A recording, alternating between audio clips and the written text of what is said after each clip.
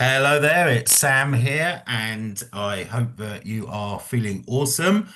I'm really happy to be joined here today by Jonah, and Jonah and I have been doing some work together recently, and he's been very kindly come on and happy to share some of his experiences of what that was like. So, how are you doing, Jonah? Fantastic. Fantastic. Good to be here. I'm Yeah, great. excited to dive in with it. It's been a beautiful journey. Yeah, that's amazing. Glad to hear that. So, yeah, what was it that was going on for you that led you to decide to work with me? Well, it was kind of really a unique experience for me. Uh, Either a mutual acquaintance or colleague of mine introduced you to me and said, I really think that you should reach out to Sam. I just have a feeling that you two would hit it off. Now, I had no idea who you were. I didn't know what you did. It wasn't, intuitively, I wasn't looking for this kind of work, although I'm always open to meeting new people and finding ways to deepen my practice of knowing myself, right? So, I trusted this contact and felt it was a good connection. And so you and I scheduled a meeting, and it turns out that you lived an hour and a half from where our home in Spain was. Now, we weren't living here full time Hmm. yet, but we were coming back and forth to Spain a lot. And so the, universal coincidence that we happen to live or be so close to each other was one of the first things that just blew my mind. I mean, of all the people in the world. And by the way, he didn't know that. The colleague who introduced us had no clue about the Spain connection. So that was kind of the first Oh, yeah. like clue, right? And I think at this point in my life and my spiritual development and growth and understanding as much as I can understand as things grow, is that there really are no coincidences, that we're led to the people that we're meant to interact with. I think especially um as we get to the root of why we're here and our purpose, I think a lot of the noise starts clearing out so that the people we're meant to align with show up rapidly. And this was a good example of that. Um, and after our first meeting, and I kind of, I felt an immediate kinship to you, both in your approach, your lightheartedness, your sense of humor, but also like I could sense the seriousness in which you took your practice. So that really it embedded within me after our first meeting. And we hadn't set up a time to work together. It was just kind of like this initial meeting of getting to know each other Yeah. and finding out why creator put us in connection with each other. So I would say in the beginning there wasn't a lack of desire to work, but that wasn't my intention in our conversation. Now flash forward, I think we met last year or maybe the beginning of this year in January or February, Yes. and then um come April, life went in all of its iterations very rapidly. My wife and I decided to take the plunge and move our entire family over here to Spain. So Amen. uh, once we then buckled down and packed and got all the ducks in a row, leaving the States to come here, it felt very clear that once we moved here, particularly because of how stressful the move was. And it almost felt, you and I have talked about it, almost felt like somebody came in the middle of the night. This is the call I heard. So Mm. it was like somebody came in the middle of the night and was like, pack your donkeys, pack your horses, you got to go. Yeah. And while there wasn't an immediate threat, it felt like we had to move. There was a timeline we were on. So, and we also did a lot of personal work in between packing and actually getting here. We had a lot of stuff to do. So, getting here, knowing how um, stressful the move was, how much energy it took, um, it felt really aligned to tap in with you, no pun intended, or pun intended, and No see how coincidences. you know, No coincidences. Yeah, exactly. To yeah, to connect and see what working together would look like. And as you know, I mean, it first started with my wife. It felt very clear to me that before I worked with you, my wife needed some immediate attention. And normally I'm the one to lead the way. Normally I'm the one that does the work, and then I test the waters. This time it was clear that it was her turn first. And Hmm. then after she did some of what she needed to do, then I could step in. And it was really beautiful holding space for her while she did the work for you, and then with you. And then I came in and started working with you. Awesome. Yeah, great. And so through that work, really you came to it from through curiosity, didn't you? And 100%. wondering what was possible there. But what actually shifted for you through what we did together in your life, internally, energetically? What was the Yeah, they really shifted? that's a really good question and good way of framing it. Um, I would be inauthentic if I said I didn't have certain expectations, because after hearing my wife's recounting of her experiences, I came in with a certain set of expectations, maybe consciously, maybe subconsciously. Um, what was beautiful about that is, you and I've joked about this a lot, the enlightenment entitlement thing, right? Where as we start doing this really deep work and we start having these higher levels of vibration and connection, I think sometimes the ego can still creep in and then think, I've done a lot of work. I'm sure I'll get something out of this. And I don't think I intended that particular mindset. Like I knew what was going to happen. But I certainly came into the first session kind of having a general expectation of what I thought I would experience. And it took that first session, it took a little time for me to let go and then recognize that I didn't know the reason I was there. I didn't really understand fully what our work was going to open up for me.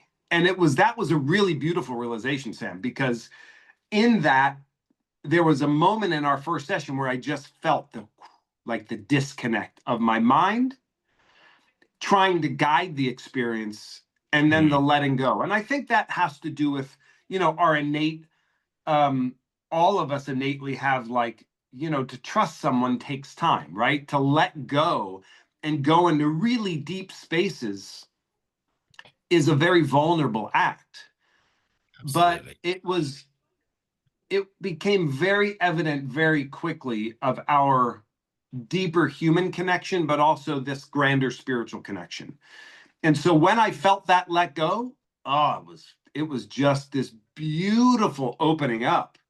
And at one point, as we were working together, um, and I was there working with one of my echoes, again, I thought I was there kind of guiding the session. And it was clear that this version of me was actually the one guiding it. This little version of me was like, I called you here just so you know, and I want you to witness this. And that was an amazing moment of empowerment for me, to see a very, very young version who was so empowered. And then we got to a point where I felt like an old VCR happened, where I could see everything rewinding. And I went to a place that I had never been in my life. And it was so true, and it was so authentic, and it was so unexpected. Um, and what it gave me and what it presented to me was like, oh, a space that I had probably been looking for my whole life, that now I have access to by just going back to that moment, visualizing it, and like nervous system settles, mind settles, heart settles, connection to higher self just becomes, it's like it's not for anyone else. It was for me so that I could then walk in my brighter light, without needing validation from the outside world. That's what I would say that first session really helped me hone into. And it's built since then, which is really Mm. cool and unexpected. Yeah, that's awesome. And yeah, yeah, I remember it was a great visualization, but in connection to something very, very deep. And yeah, it was really beautiful to see that. And what was interesting about it was, as we talked about, I had a similar experience shortly before of connecting into this void space, effectively, where Yes. all potential is, but it also can be quite a can be in some ways scary as well as very awe-inspiring to be there. But there's so much Yeah. that you build from that place. So yeah, really, yeah, interesting experience Yeah, there. and I just want to add to that, Sam. It's like Mm. the fact that you experienced that day, and then we connected afterwards on a personal level to talk about that was so like invigorating. And now I could use the word validating, not that I needed it or you needed it, Yeah. but it's like universal validation where it's like, hey guys, the work you're doing is real. And Mm. if just in case there's any doubt and that there are no coincidences, the fact that you both experienced something very similar, of course, from our own lens and our own experience, but the fact that we could articulate it and be like, I mean, it just, it's so beautiful to know that when you expect the unexpected and Something you're else here happens. authentically, it like it just the experiences you have get grander, I think, and then also almost more granular, if that makes Yeah. sense. Yeah, of course. As above, so below. Yeah, Big exactly, and the small. exactly. Yeah, macro Yeah, and good micro. So good point. Good way of framing that too, because I think sometimes that phrase can be a little ethereal for people. I mm, mean, it was for me. Maybe I shouldn't speak for everybody. It can be. It's been ethereal for me sometimes, where it's like, and then when you have those experiences, it's like, oh, this is what it means. yeah. Beautiful. So, yeah, what would you say was particularly notable and valuable about the way that I was guiding you and the impact that had? Well, first, I appreciate like again the seriousness and also the sense of humor, the way to like I don't know if I don't want to put words into your mouth, but I would surmise that, in all the work you've done, a lot of times the spiritual space can be so heavy and so Mm, it feels like I've got to, and in order to achieve, and it's like it comes with its own, I don't know, like trudging through the mud sometimes. So when it lightens up a little bit and we can approach it with a little bit more joy and a little bit more curiosity, which you said earlier, and mm, just like why don't we just stop trying to figure out what we're going to experience and just be and let it mm, unfold? And maybe that would be disappointing. Maybe it's not as grand as you think. Maybe it's grander. But like, I think if we could just show up more present in particularly in our spiritual work, then as a byproduct, life may be less heavy and serious. And if I don't achieve this, then I'm not going to be. And then it's because then it's still like rooted in this outer validation instead of inner like peace. So yeah. I feel like your approach is really beautiful because it blends both, this wonderful guidance with Mm, also like this kind of Gandalf like whimsy, right? Where it's like, shoot off some fireworks and smoke a pipe, like settle down, right? Like uh, we're supposed to have fun on the journey, especially when we're interacting. And so yes. it was a very safe space for me. Mm, I really quickly felt safe and felt protected and felt guided while also recognizing that, like, I wasn't looking to you for the answers. I mm, was just in a space with someone who was willing to be vulnerable and willing to do what he feels called to do, and then help me enter spaces that were ready to be entered. And in that, you didn't know where I was going to go because you weren't guiding the experience and saying, like, you need to visit this version of you or you need to do this. It was like, let's just sit and see what comes up. And then as stuff came up, your experience led you to go, well, let's come back to this and let's go into the feeling of that. And then there was a lot of invitation, right? Instead of like, you should do this. It's like, Mm. well, why don't you maybe invite yourself to explore this a little area. And there were times that there was blockages, but I didn't feel the weight of ego or the weight of like judgment kick in. It was like, no, this is blocked. And then often it would be, well, do you want to explore it more? Or do you, and we would just sit until it's like something would crack or something would give way. And that led to a deepening of the knowing of myself. And then often after our sessions, it would continue on where I could then hold space for these versions of myself to either bring them out of a dark place or just recognize them and thank them. And then that led to a further knowing of myself.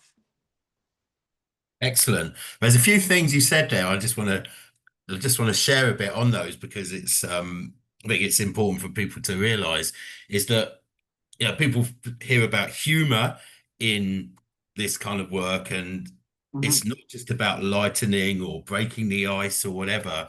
But if you think about, and I've come to realize this recently, like, actually laughter and humor is universal. We don't all have the same Mhm. sense of humor, but every culture has laughter within it.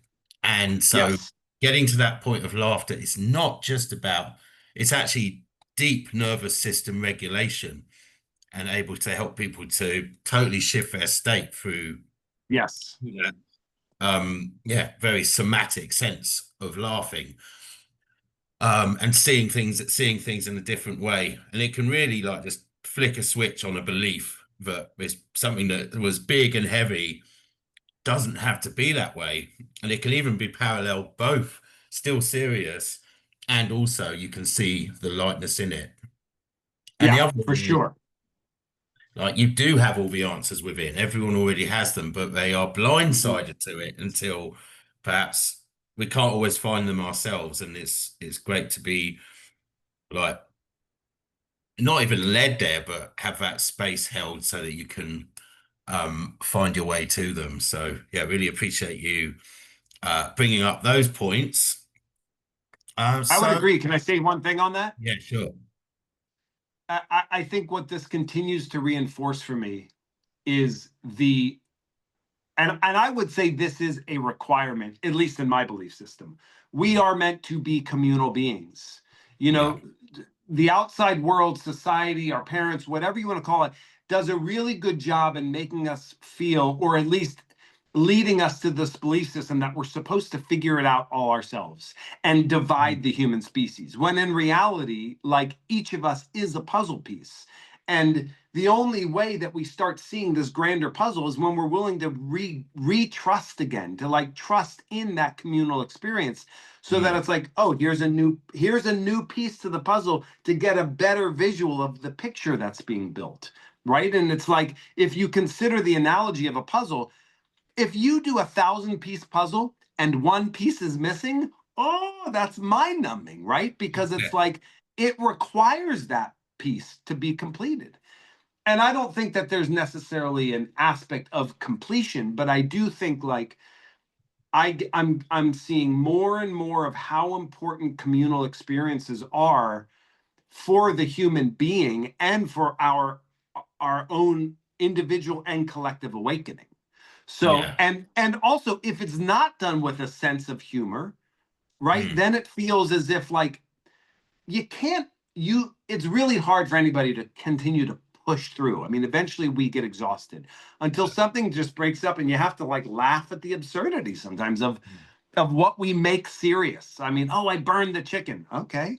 Like laugh at it, right? But when we're in a space of it kind of being blinded or blindsided, as you said, it can feel like everything is weighing on us. So when we have the opportunities to like lighten up, maybe through deep, serious work, maybe through crying, maybe something cathartic that way, or maybe just through that energetic breakup of laughter, because it breaks it up and then it dissipates into joy yeah, almost always, right? yep, absolutely. there's that saying, isn't there? You can't solve a problem from the same mindset that created it. And of course, seeing 100%. it through a humorous lens is a different set. So, yeah, silly solutions for serious problems is always 100%. what I like Great to point. say. Yeah, great point. Cool. So, yeah, so going forward from that, then, yeah, what are you most excited about now? Well, you know, I'm in a brand new space in my life. Yeah, I've had outward success, I've had inward successes, but I don't think that there's any, I really don't see life as like there's a completion stage. no, it's And the I was saying to my infinite wife, yeah, jigsaw. say again. The infinite piece jigsaw, going back to your previous analogy. Yes, Yeah. that's right. It's the infinite jigsaw puzzle, which is really exciting. I said to my wife a week or so ago, I said, we were there. At one point, I felt really stressed. We were still dealing with, just moving to a new country in general at almost 50 years old with three kids is a lot. And as I felt my nervous system slowly start settling, both through my own inner work, through the work we were doing, through just allowing time to unfold, I said to my wife, I said, it feels like I just got offered my dream job. I've been relocated to this amazing place. My full-time job is now husbandry and fatherhood, with the other business things secondarily, working on myself as well, right? Tapping into these areas that may have been suppressed for a long time until I had the time and space to actually focus on them.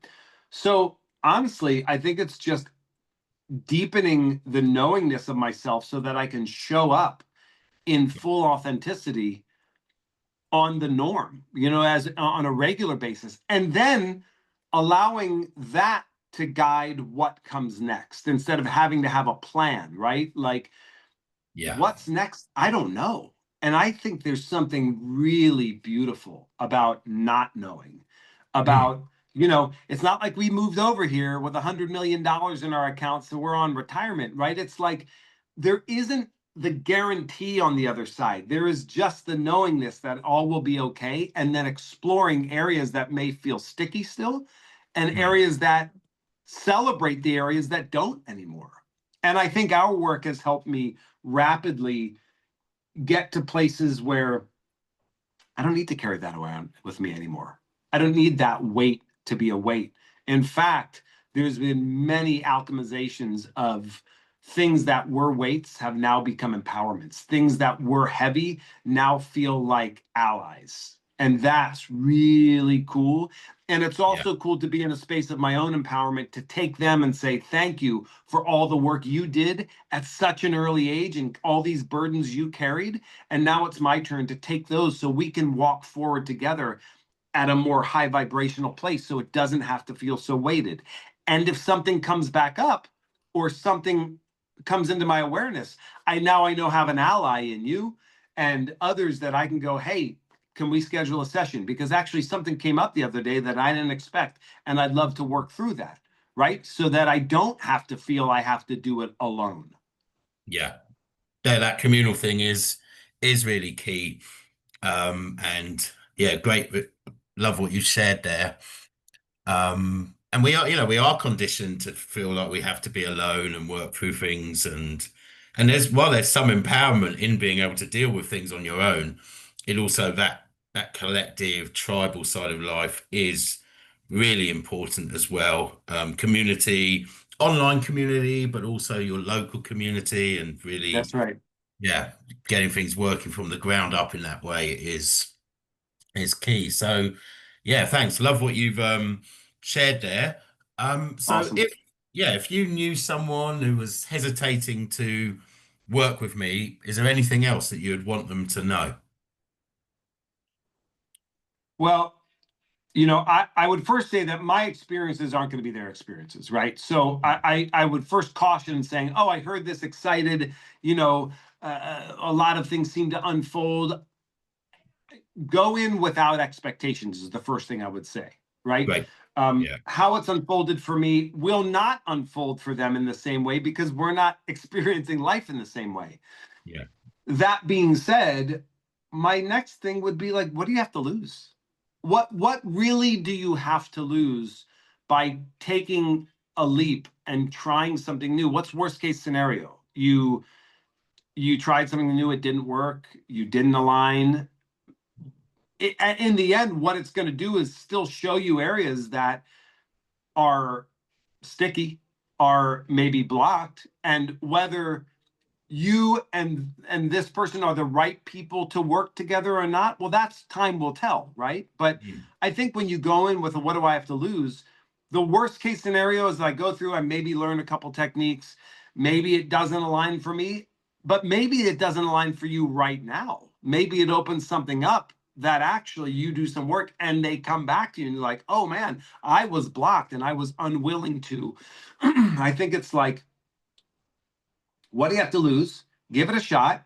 And I would say give it more than one, right? I think it's important to do more than one session. I'd say For at sure. least two, at Yeah. least two. If you can do four, if you have the time and resources to do it, I think there's a real value in like mapping out a block because you're committing to yourself and you're Yeah. showing up for yourself each week.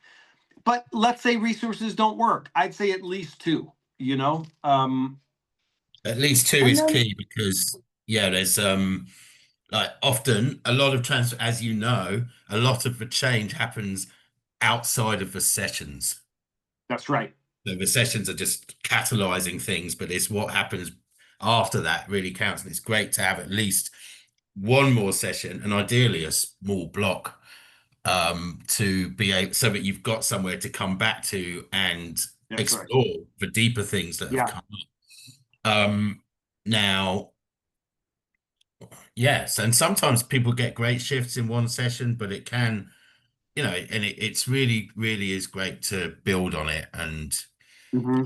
just be open. And it doesn't like necessarily go on for a long time because like some talk therapies can go on for years and can be valuable Yes. in that Yeah. way. Yeah. You can shift things quickly with these techniques that you might not be able to in other ways. So yeah, cool. Well, great to speak with you as always. It was, Awesome. yeah, like as it is with so many clients, it was a lot of fun also for me to work with you. And Sure. yeah, just, yeah, that connection was great. The rapport was great. And yeah, I'm really excited to hear how things evolve for you and your family. Yeah, in your transitioned life that you are experiencing here. So yeah, any last Well, we know words? we'll be keeping in touch about all that. Yes, for sure. Yeah, I would say the same thing. It was a really beautiful experience, and I felt a real deep kinship that goes beyond just the work together, which is always wonderful. And, while we don't live right across the street from each other, we're not that far. So like Mm. intentional meetup is really beautiful to know that it's like, hey, we're going to come up that way and we can have an intentional, time together. I think is really great. And I also feel a real awareness about who knows where else this could lead, right? This Yes. could lead to lots of other collaboration and cooperation in the grander work that we're here to do. So yeah, I'm excited to see, where everything goes. Yeah, me too. Yeah, looking forward to continuing that conversation. All right. All right. Great. Thanks so much for sharing, Jonah. And Thanks, Sam. yeah, bye for now. Appreciate it. See ya.